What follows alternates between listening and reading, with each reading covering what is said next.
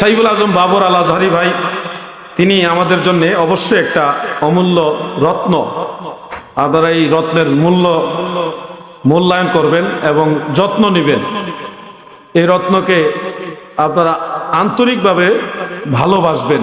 আমি ছোট ভাই হিসেবে বড় ভাইয়ের প্রতি এটাও আমি রাখছি, আমি সবসময় ভণ্ডদের বিরুদ্ধে অবস্থান নিয়েছি। আগের থেকে আমার নজরে যখন দেখেছি যেখানে কিছু ইসলাহ করা দরকার, তখন আমি ওনাদের সহযোগিতা নিয়েছি।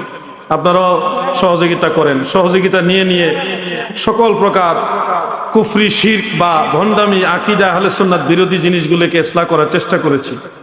যখনই ব্যর্থ হয়েছি তখন সেখান থেকে সরে গেছি। অতীতের ন্যায় সবসময় ভণ্ডামির ব্যাপারে একটু সোচ্চার হবেন।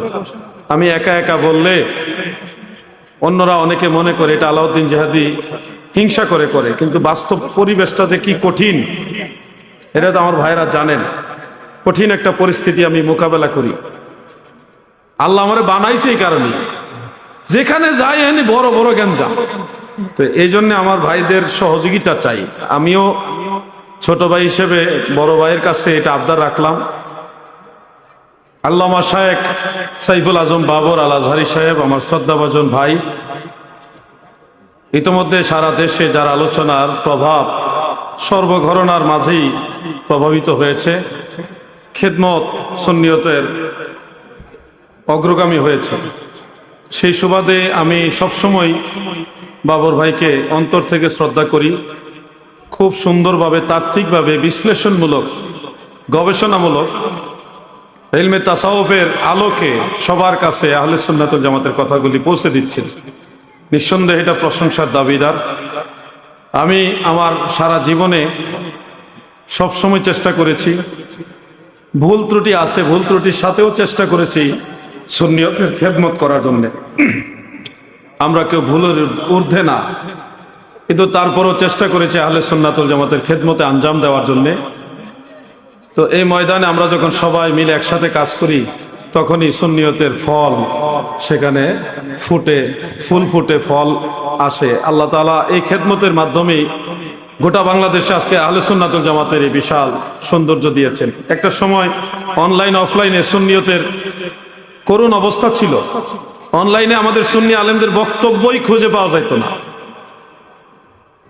এখনো দেখেন আপনারা যে কোনো ব্যাপারে বাতিলদের আলোচনা পাবেন।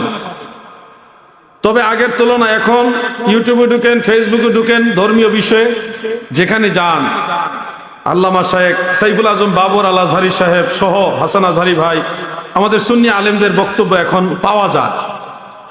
এবং আগে বাতিলরা যেটা মন চাইতো ওইটাই বলে ফেলতো, প্রতিবাদ করার মতো তেমন ভালো পরিবেশ ছিল না। এখন কিন্তু তারা নিজেরাই কুণ্ঠাসা।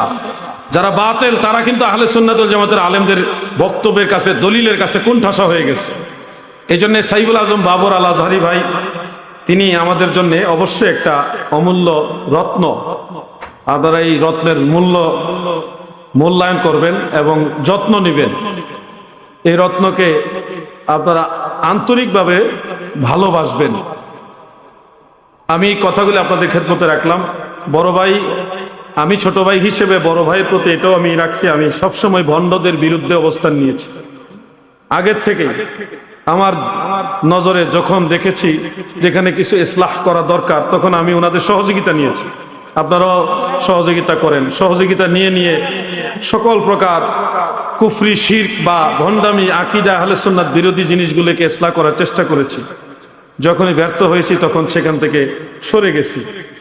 তা আমার বিশ্বাস আল্লামা শায়েখ বাবর আল আজহারি সাহেব, সাইফুল আজম বাবর আল আজহারি সাহেব এবং সুন্নি অঙ্গনের সমস্ত আলেম ভাইয়েরা অতীতের ন্যায় সবসময় ভণ্ডামির ব্যাপারে একটু সোচ্চার হবেন। আমি একা একা বললে অন্যরা অনেকে মনে করে এটা আলাউদ্দিন জিহাদি হিংসা করে, কিন্তু বাস্তব পরিবেশটা যে কি কঠিন এটা তো আমার ভাইরা জানেন। কঠিন একটা পরিস্থিতি আমি মোকাবেলা করি। আল্লাহ আমারে বানাইছে এই কারণে, যেখানে যাই এনে বড় বড় গ্যাঞ্জাম। তো এই জন্য আমার ভাইদের সহযোগিতা চাই। আমিও ছোট ভাই হিসেবে বড় ভাইয়ের কাছে এটা আবদার রাখলাম।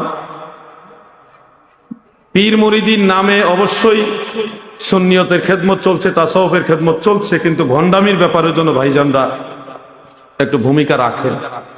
কারণ আমাদের সাইনবোর্ড ব্যবহার করে কিন্তু ভণ্ডরা ভণ্ডামি করতেছে। মাঝখানে আপনারে দাঁড়া করাইছে, আলাউদ্দিন জাহাদি আমার, এই হুজুর আমার, এই হুজুর আমার। পরক্ষণে তারা তাদের ব্যবসা বিজনেস করতেছে ঠিকই, কিন্তু বলবে যে কোনো আলেম দিয়ে আমাদের কিছুই হয় নাই, মানে মুহূর্তের মধ্যে আপনার সমস্ত পরিশ্রমকে অস্বীকার করে নেবে। তা আলেমদের দ্বারা যেন কোনো ভণ্ডামি প্রমোট না হয়, এটা আমার একটা অনুরোধ থাকবে। কৌশলী হয়ে যেন ভাইজানরা কাজ করেন, এটা আমার একটা অনুরোধ। কি বলতে চেয়েছি, আমি যাকে বুঝাতে চাচ্ছি তিনি ঠিকই আশা করি বুঝেছেন, আপনারাও আশা করি বুঝেছেন। আর না বুঝলে কিছু করার নাই। আল্লাহ তাআলা আমাদের সবাইকে ভালো রাখুক, সুস্থ রাখুক, আল্লাহর রহমতের চাদরের নিচে হেফাজত করুক, আমিন। আসসালামু আলাইকুম ওয়া রাহমাতুল্লাহি ওয়া বারাকাতুহু।